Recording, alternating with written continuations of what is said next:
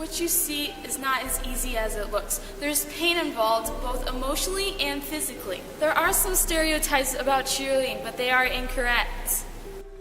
First of all, there's a common stereotype as saying cheerleaders are not intelligent.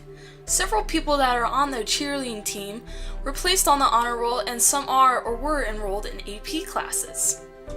Even some professional cheerleaders are striving to have great academic careers.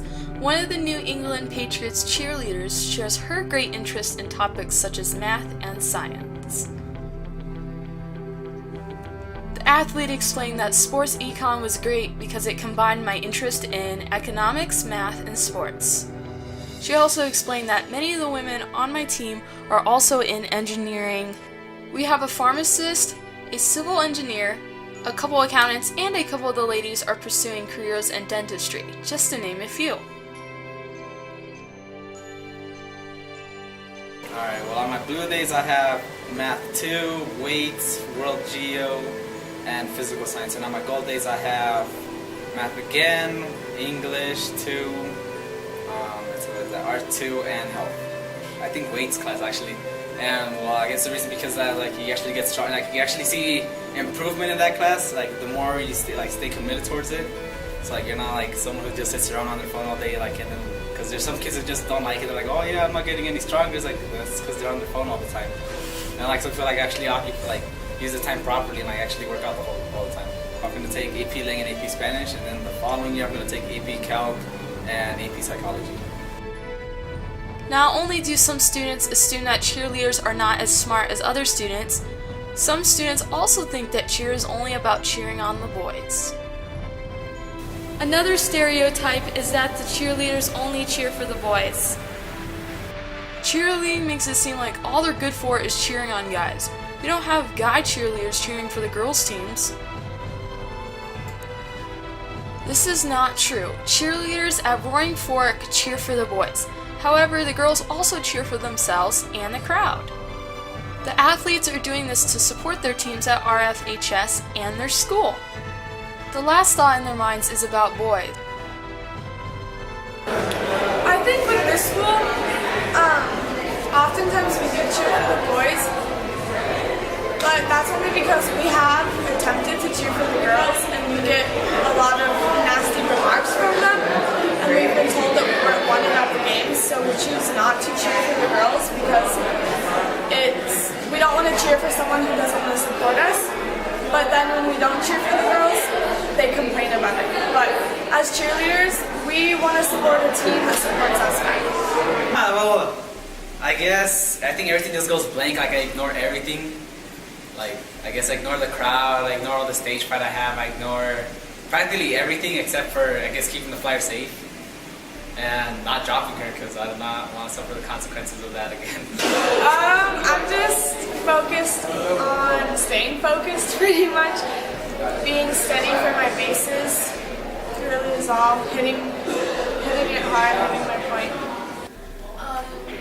I joined cheer because at the beginning of the year when I was a freshman I didn't have that much confidence in me and I was really shy, and I feel like by joining cheer I would take that confidence out. I would get to know more people, and now I'm louder than I was before. I think I joined cheer just to put myself out there. I don't really like being I don't like being an attention seeker, so I don't know, I didn't know if to join or not because I don't like that. I don't like the attention only on me, and I just decided to do it to get closer to all these people. What is really going on in these girls' minds are that they are anxious about the routine going well and that the flyer will not plummet to the gym floor. Not only do some students assume that cheerleaders only cheer for the boys, some students also think that cheer doesn't take any effort and that it isn't a sport. The number of hours for high school cheerleading is 2 every day after school for Roaring Fork High School. They don't cheer for 3 hours like the competitive teams because they are not competing against other high-level and skilled girls. However, this doesn't mean that a lot of effort isn't put in. They still practice stunts for long periods of time. I do not think the audience considers us as athletes simply because when you view a cheerleader, I don't think people see someone who's dancing or yelling and says, oh, look how athletic they are. But they don't see a lot of aspects of what we really do. It does, and it doesn't make us feel like comfortable with it. It makes us feel comfortable about it. It kind of makes you feel like you're not worth anything. The criticism just, it makes you not want to cheer for your school anymore because it shows that you're not supported, so you don't really want to go out in front of people who don't support you. Our regular practices consist of conditioning, stunting, cheering, dance routines. Yeah, lots of teamwork, lots of communication, team building. We will be going to state next year and we're building a 300 team currently. Cheerleaders spend 3 hours a day and even possibly more at home in order to perfect their routines. The issues with this sport still continue to grow. There are other problems in associations with cheerleading, like getting injuries from many hours of strenuous work. The Roaring Fork cheer captains were interviewed to see what they had to say about the cheerleading stereotypes. It's not as easy as it looks. Like, we really do put a lot of work into it, and we do practice a lot, and we do condition. I mean, we're not just eye candy or anything for like guys to look at or anything. We're actually athletes that lift people, and we do lift weights too. We have muscles just like everybody else. It's not just something we're doing just to look cute or anything. I think just because we're girls, because people hate on girl teams, any girl sport, and especially us because we're cheerleaders. Kind of like I said earlier, I just think they don't look at what we do as a sport, and so they're like, oh, anyone can do that. That's lame. That doesn't take a lot of effort. You don't have to be strong when you do that. There's no skill in it, but there is a lot of skill because a lot of people can't do what we do. Personally, I don't let it get to me because I know I'm kind of not better than them, but I'm just more mature than them to know myself and everything and know Our team has always told us to be the bigger person, so we have a thing where we say kill them with kindness, so the only way we react is just to be as nice as we can. Not only are stereotypes involved, but there's also injuries that can occur too.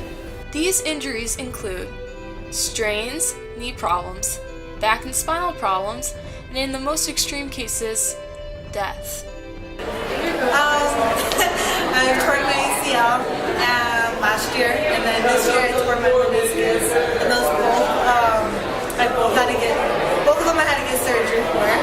So, the recovery sucked, especially the ACL one was half a year, so yeah, I'm currently going through my meniscus recovery still, so it's a progress. It sucks.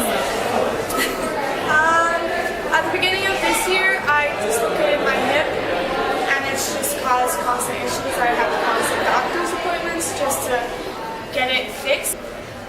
Yes. Well, actually, I was supposed to. I didn't really. I was not studying.